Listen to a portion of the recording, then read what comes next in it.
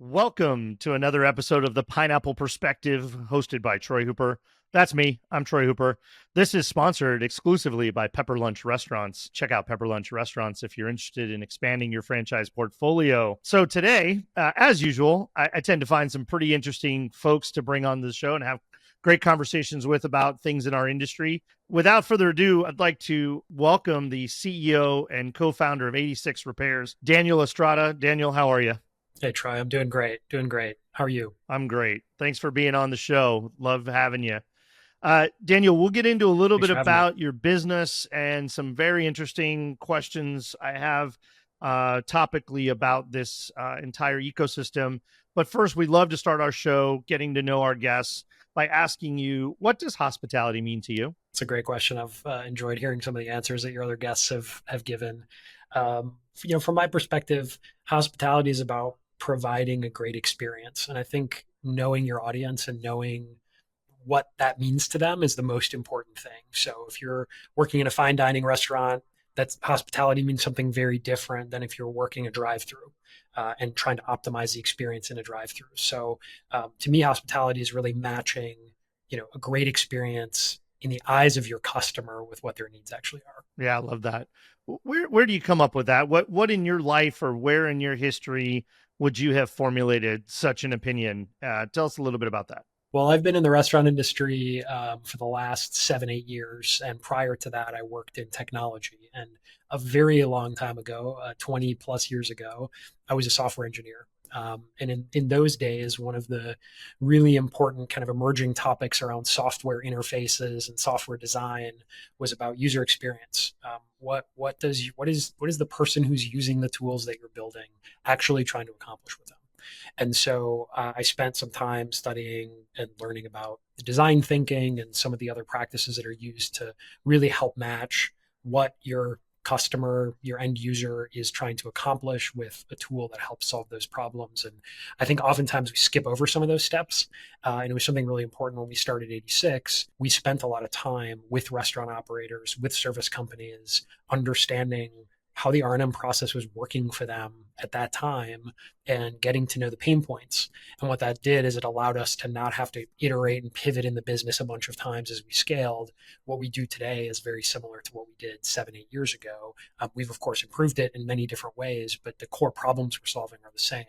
And so that experience of just thinking about what discovery means, what understanding your customer really means is something that I took to heart from my early experience as an engineer. So, Daniel, how do you apply this thesis of hospitality that you have within your business? You're essentially a SaaS business. You're a service support software business that helps us solve a variety of problems and prevent a lot more problems.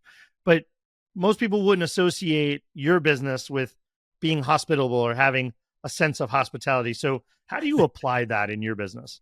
Well, it's a great question. And I think, R&M is one of the least sexy parts of the restaurant industry, right? And I think because of that, it's interesting for us, for me and my team. We've been excited about the opportunities to do something new and different in this space because it's desperately needed. The way that operators have been managing repairs and maintenance is fundamentally broken. And we saw that 7 years ago. We see it today. It's probably even more clear today, given all the cost pressures that operators are under. So, from our perspective, I think the key here is your facilities have to be running, your restaurants have to be running in order to provide that guest experience that you're looking for, whether that's industry leading drive-through throughput times or whether that's industry leading CSAT scores. Whatever your metric is, whatever you're trying to accomplish as a restaurant operator requires a facility to be operating in order for that to happen. And so to us, what we do is an extension of helping our customers be successful. So if our customers can run restaurants as successfully as possible because their facilities, are up and running as much as they can be, because they're optimizing cost, because they're, in some cases, more importantly, keeping their team focused on the other things that need to be happening in those restaurants. That's really, really important. And that's what kind of keeps us going every day, right? We're trying to optimize that part of the operation so that the operation as a whole can be successful. Well, I'm going to take that one layer deeper. This is a little out of character for me, but I'm going to Yeah. take that one step further and say, when you think about what you do in your business to us, the operator customer, it's a B2B environment. I've had several conversations with you, and I know you think about that experience from my perspective, right? How, because you've organically shared your thesis and your beliefs and what you're trying to do for us to make life better. And I think that's really unexpected. Like, I don't expect my plumber to think about, right, my customer Right. experience. He should just be worried about Right. unclogging my pipes, right? But I've had plumbers come into my Yep. house and, oh my gosh, like, smiley, happy, uniform clean, trucks beautiful and organized. They put the covers on their feet, they lay Yep. down the runway of paper. Like, they go this ultra extra mile to bring hospitality, to Yep. be hospitable, to be empathetic to my concerns or my needs. And I think what you've built and how you operate Yep. your business speaks to that. I know this isn't the infomercial section that we close the show with, but talk a little bit about why that is and how you bring that to life. Because I use a lot of SaaS products. We partner, we think, with best in class systems and services, but not everybody in your space, and I don't mean the repairs and maintenance space, but just generally in the technology space, understand or deploy that. And I think you do that kind of uniquely. Talk a little bit about why that is and how that comes to life. Yeah, I appreciate that. And I think you're absolutely right. It's a very simple answer that I'll explain a little bit more. Software is not enough to really solve this problem for most operators. And when I say this problem, what I mean is R&M costs are up 31% since 2020, and they're up 18% just in the last year. That trend is not going to slow down. There's a shortage of skilled tradespeople in the industry. This is one of the reasons we started the company. So there aren't enough technicians in the field. There aren't enough plumbers. There aren't enough electricians. Enough, cold side refrigeration repair people to meet the demand of the massive restaurant industry. And so costs are going up and response times are going down. So because of that, this is a very difficult category to manage. And so, our perspective has been, you can't just put software in place and expect that this process and people and market challenge is going to be solved by just software, by just technology. We have software that we sell to some of our customers and they use it to manage their facilities, and it's a great product. I believe in it, but most of our customers rely on our software plus the data and the services that we layer on top of it. And that's how 86 started, was with all three of those components. Now, that means it was much more expensive and difficult to scale 86 as a business, but what it does is it gives our customers the insights that they need to make good decisions around R&M. Your GMs are not going to spend the time to capture data in the same way that the 86 solution captures it, to be able to give you an insight to understand, hey, I already spent $3,000 fixing this $4,000 pizza warmer. I need to just replace that equipment instead of throwing more, bad money after good. So that kind of insight only comes from having good data. And when you're running around managing a restaurant, dealing with staffing, dealing with the guests, dealing with the 50 other things that are going on at any given time, that staff they're not interested, and they don't have the bandwidth and the capacity to capture the information you need to have those insights. And so we built software that you need to keep track of all this stuff and store the data and run a consistent workflow and process. But then we also have folks working behind the scenes to ensure that our service companies that our customers are working with can be successful, to ensure that we're managing and inputting all of that information where there are gaps, so that you have insights at the end of the quarter to say, here's where my R&M spend is going. Here are the vendors that I need to optimize to improve cost. Here are the places that I need to optimize my development or construction approaches, all those types of things. There's 20 other things we could talk about there. But having those insights isn't something that software by itself can solve. And so a little bit weird for a, tech company CEO to be saying technology is not the answer here. I'm saying it's not the only answer in this area. Yeah, so let's get into some of these pretty specific topics, and some are a little more obvious than others. But here's the reality: my history of 32 years, I've had a management company who run very large and complex operations, resorts, private clubs, golf clubs, which are a nightmare from a R&M perspective. I'm an owner of restaurants, bars, and such things. I've been doing this a long time, and I got to tell you, I'm as guilty as every single person you've probably ever talked to. It is really rare to come across a company, an entity, a group that really has their PM R&M management system figured out. Now, to be honest with you, in the hotel and resorts business, they've long had really robust softwares, and they have engineering teams. That's the difference, right? They have engineers and repair people on site, and so that's a little bit of a different environment. But in the even certainly independent and even small group restaurant, but quite frankly, even in the larger brands, even the larger owned brands, this is not usually top of mind, first priority, highest concern.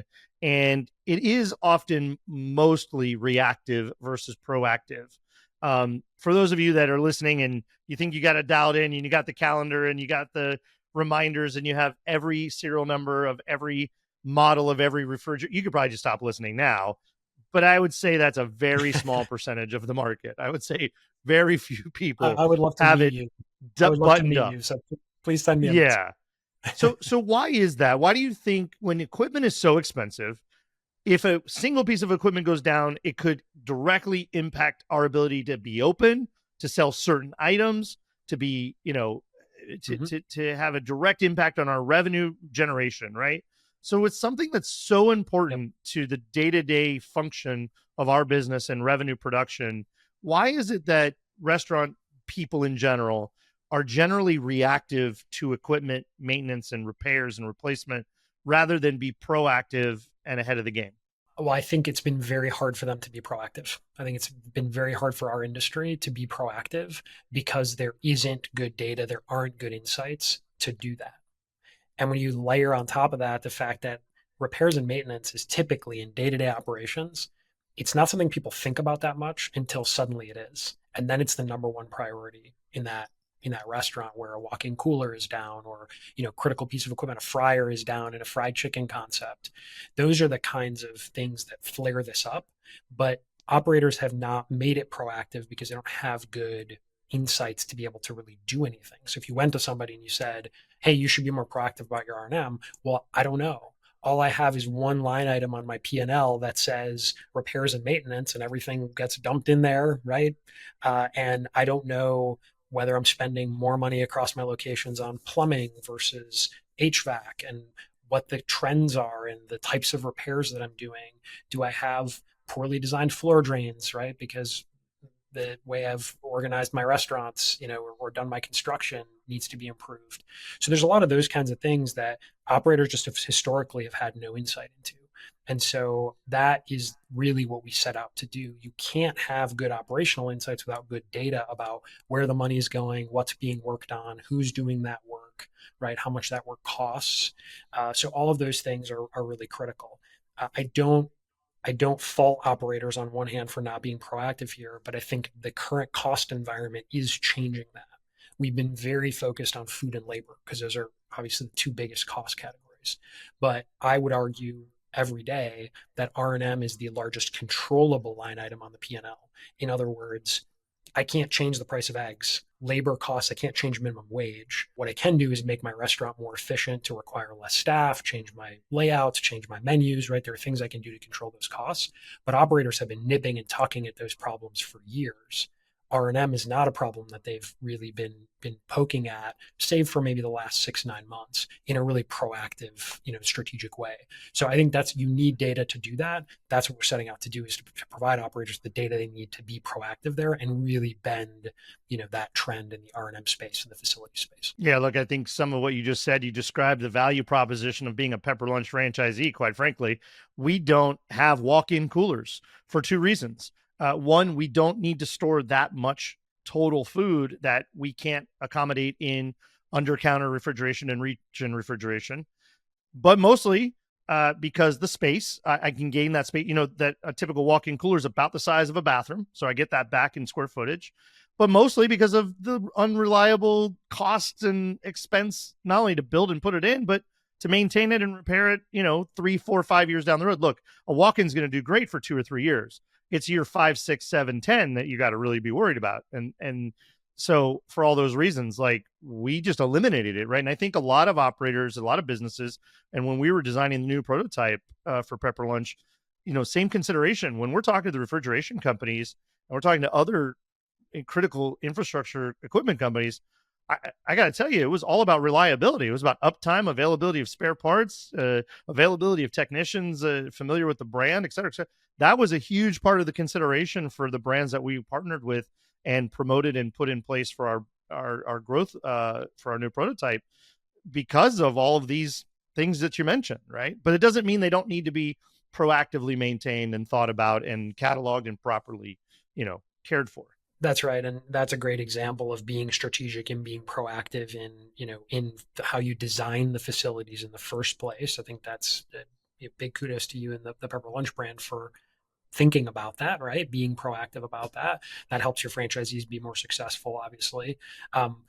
We find a lot of times, existing operators that have a specific footprint, franchisees of large brands that we work with, they have an equipment spec that they're locked into. There's a workflow, there's a design spec there that's in place, but they do have some options. I want to know that True is the most reliable brand of reach-in cooler, right? And that I'll tell you what our data shows, right? That those coolers go down once every 20 months, where you have other brands that are going down once every 9 months, 12 months, 15 months. So that has a huge impact on the system as a whole. But again, you have to know that, right? And Yep. all of the existing solutions and the ways we've tried to solve the R&M problems, whether it's preventive maintenance or on-demand repairs, they just haven't provided those answers. They've just served to increase costs, and that's not helping the industry. Yeah, back to the obvious. And again, we have a mixed audience of very high level, large organization executives, and we have lots of independent restaurateurs and everyone in between. Let's talk about the numbers, right? You kind of referenced, we've both touched on the impact financially. So how can restaurant operators optimize their margins with a good R&M management system? So we talked a little bit about the macro trend that's happened in the industry. So everybody remembers post-pandemic supply chain issues. Equipment was hard to get, parts were hard to get. Put that aside, that was more of an anomaly. But for the last 20 years, maybe 15 years, you've had a decline in the number of skilled tradespeople. So there are fewer technicians on the road, in the field, doing these repairs, which means the cost is going up and the speed of service is going down. That's true everywhere. It's worse if you're in a small market, a little easier if you're in a metro area, in a larger metro area. So what that trend means is that because of those costs increasing, the only way that operators can really reduce R&M cost as a line item on the P&L is by relying on those service companies less and working with the best ones, right? And by best, I don't mean cheapest hourly rates. And this is a trap that the industry has been in for a long time, is that we have these third-party software platforms. I won't name any names, but you have these third-party systems that make money from both the service company and from the restaurant operator. And they make it harder for restaurant operators and service companies to work with each other. They've put themselves in the middle of that relationship. And so now you have costs increasing already organically in the industry. And then on top of that, you have service companies passing the extra cost of working with third parties along to their customers. So both of those things have really pushed costs up in R&M. And so what those systems have promised is, oh, we're going to aggregate all of this supply, right, or all of this demand of repair work, and we're going to squeeze service companies on their hourly rates. And that doesn't work, because the best service companies don't need more customers. They need more technicians. So that all those things kind of together are working against operators and continuing to push cost up. And so when operators talk to us about the things they're doing to optimize cost, they often talk about, oh, I'm negotiating all my hourly rates, or I'm putting PM contracts in place and I'm getting lower rates with service companies because of that. That's great. You should be negotiating where you can. But the reality is that the best service companies are often not the ones who have the cheapest rates. They're the ones who show up once, do it right, get the job done in an hour, rather than the service company that charges 20 or 30% less per hour, but takes 3 hours to do the same job or has to come back twice. So those kinds of dynamics, again, you just don't have those insights until you have great data. So we've managed 300,000 repairs at this point for our customers, and we capture all the cost and quality data as part of those repairs, and we use that to help operators make better decisions. So you can work with somebody like 86. I believe strongly that we are unique in the market. But even if you don't, as an operator, one of the things you should be doing is understanding what is the total cost of the repair relative to the rates, relative to the quality, and not just thinking about this as a very transactional thing. Oh, I'm going to squeeze all my service companies. It's not going to happen. It's not working today, and it's not going to happen this year, next year. It's just going to get harder. Yeah, I mean, and they're not going to show up, or it's going to be 3 weeks. Like, cheapest guy is busy, but he's Exactly. also just not going to be there. I mean, there's all those factors. Talk a little bit about PM though. Let's talk about preventative maintenance, kind of as our last topical piece of the Yeah. question section here. Um, there's just so much value in setting up a good system, having it be trackable, having it sort of self-manage with reminders and having all the details for every piece of equipment and when does it need. I mean, it just comes down to don't wait till the engine light comes on to take your car in, right? Know that Exactly. every 10,000 miles and don't wait until you blow a tire to look and realize all your tires are bald and it's time to, time to get new tires. Same thing in our equipment. Don't wait Yep. for it to go down, but certainly don't even wait for it to start to sputter. And by the way, I'll even throw in, you're long paying for a piece of equipment in your utility bills that's not optimally working as well. We see it in our data. Emergency repairs are 20 to 30% more expensive than non-emergency repairs. That's an obvious thing to say, but I think a lot of operators don't think about that as an extra cost. So when you identify that leak, right, as part of a preventive maintenance visit, and you can have a technician come out in 2 or 3 days and fix it, and the equipment's still up and running, that's very different than when the leak gets to a point where the equipment is shut down and now you can't use it, and now you need a technician here on overtime tonight, right, to fix it, and you need to overnight a part and all those things. So PM is, I think, critical. I think depending on the concept and the equipment footprint, you talked about Pepper Lunch's equipment footprint. PM is not one size fits all. So pick the most critical assets, make sure you have manufacturer recommended PMs, or PMs that service companies are recommending, qualified service companies are recommending to that equipment, and do it consistently. The biggest issue that we find with PM is actually in the consistent execution of it. Service companies, it's not malicious, but oftentimes those PM visits get pushed back, right? They have emergencies. The PM visit gets pushed back in the schedule. Then it's 2 weeks later, and then it's 3 weeks later. And it's like, oh, I'll just come for the next monthly cleaning, right? And then operators aren't getting what they're paying for. So there is some accountability needed there, and that's why I think tracking is so important.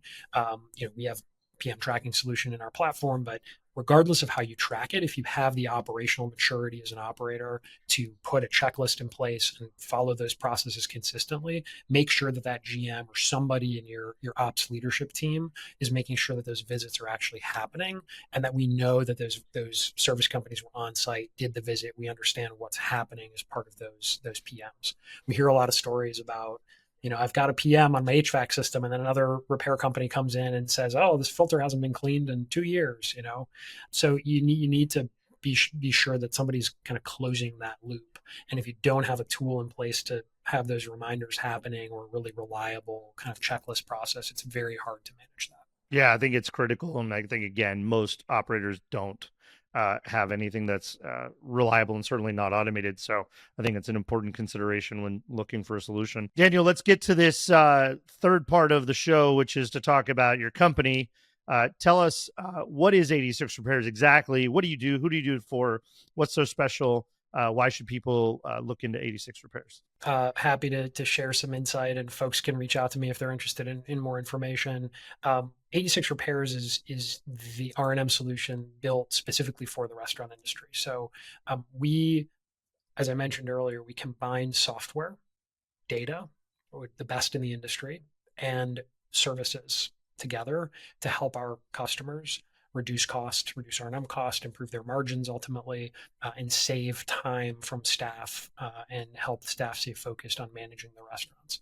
The way we do that is we provide 24/7 R&M management services layered on top of a great software platform that's very easy for frontline staff to engage with. And that ensures that we're capturing those two things together, ensure that we're capturing all that data so operators have good insights to make good operational decisions. A few examples of that: warranties. We find operators typically, when we look at data, operators have between 0 and about 25% of their assets cataloged with serial numbers and warranty information logged somewhere in a system. So when a repair is being approved, nobody knows if that equipment is under warranty or not. We track all of that in our platform, and we help customers as part of our onboarding process track all of that data. That's a huge opportunity for cost savings, just making sure you're leveraging those equipment warranties. Vendor mix, we talked a little bit about that. That's another big category. We see operators spending between 15 and 26% more than our customers in the same markets when they're using other big third-party platforms that are marking up invoices and charging service companies fees and all those things. So those are a couple of categories: managing the assets more effectively, managing your vendor mix more effectively, where we see a lot of opportunity for cost savings. And so excited to talk with anyone who's interested in understanding that better. Our team would be happy to engage on it.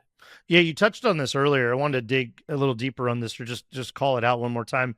Is your business model is a little different, and you talked about the negative side of people that do the other option, which is you don't get in the middle financially and charge a percentage or have some kind of booking fee. You're a pretty straight line business model. Talk a little bit about that and why that's an advantage, and how the alternative, as you said earlier, is likely getting in the way of your business's success. Yeah, that's a great call out. We make no money from service companies. That's an advantage on both sides. Service companies don't have to worry about us sticking our fingers in the billing equation with them and hurting their margin. We're trying to make the relationship with the service company as frictionless as possible, so they continue having a direct relationship with their customer, which ultimately gets the customer better service and gets the service company makes business more efficient for the service company. So we're very focused on helping the service company be efficient, while at the same time our end customer is the restaurant operator. So we're looking for ways for them to optimize cost. If there are service companies who aren't performing well, we can flag those things and help operators make changes there. But it's really important that we don't have a misaligned financial incentive with our customer. Our team's incentive is to reduce the number of repairs you have to do in your operation. We do that through troubleshooting issues with staff, so you don't send service companies out to flip circuit breakers and plug things in, right, which does happen a lot. We do that through providing insights, so you're replacing equipment when you need to instead of spending more money fixing it. Warranties, we talked about some of the other areas. So not making money from the service company means we're not incentivized to dispatch more service companies and trying to drum up business for them. That's not our model. We want them to be successful. We want to help them be successful. They're really important partners in this equation, but ultimately our customer is a restaurant operator, and so we want to help them. We want our incentives to be aligned with theirs. If they're successful in keeping R&M costs under control and in making this process easier for their staff, then we're successful, and they're going to continue working with us. Daniel, I think people's why matters. Why the heck did you get into what seems and sounds like a pretty mundane, not as sexy section, although very impactful and very valuable piece of our business that certainly has a lot of white space and opportunity for everybody to improve on their performance? But why the heck did you co-found this, and what was the impetus for 86 Repairs for you? And tell us just a little bit about your journey. Yeah, for me, it was exactly because this is such an unsexy space. You know, you look at facilities, repairs, and maintenance, it's very unsexy on the surface. But when you start peeling back the layers and you understand all the incentives that are happening and all the little opportunities for improvement that create big results for restaurant operators, that's what got me excited about this originally. My co-founder, Joe, who's our head of product now, was in the food equipment business. He ran a manufacturing company that makes all the bread slicers for Panera and Einstein's Bagels and big grocery retailers. And he saw this kind of pain point firsthand. And, you know, initially when we started talking about the idea for 86, I was pretty skeptical. You know, first of all, R&M isn't very interesting on the surface. At least I didn't think it was at the time. And then, you know, you layer into that, you know, restaurant industry is a hard industry. It's We're running tight margins typically. It's a difficult space. Operators are very day-to-day focused, and so this is not something that got a lot of proactive attention when we started the company. But I got excited when we started talking to restaurant operators and really feeling their pain. I remember the first operator we sat down with was small independent group in Atlanta, and the one of the partners who was the executive chef at this location sat down with us, and I asked him, "Tell me what it's like managing repairs at your restaurants," and he said, "It's a effing pain in my ass." And I heard that verbatim over and over again in those early conversations. So I knew there was something here that was worth unpacking and spending some time with. And I'm glad we did. It's been a wild ride, but we've done some pretty amazing things in the industry, have great partners, have great customers, and there's a lot more opportunity. So excited to see what 2025 holds for us. Well, I think you're going to have a lot of new potential customers and a lot of growth for your company as, everybody looks at where can they save money? Where can they get back margin? Where can they offset many of these increasing costs? And don't wait until the tire blows. Don't wait till the fryer goes down.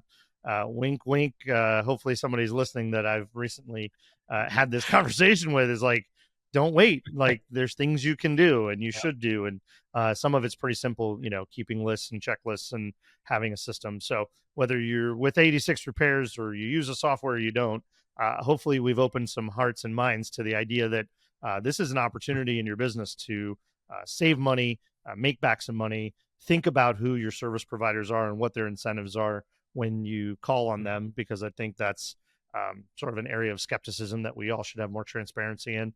And I think 86 That's Repairs is doing a good job to bring all that to light. So thanks for that. Daniel, it's been great. Thanks for coming on the show. Likewise. Good luck in 2025, and we'll see you again soon. Thanks, same to you. Thanks for having me. Thank you for listening to the Pineapple Perspective. If you loved today's episode, leave a review and a 5-star rating. I look forward to welcoming you back next time.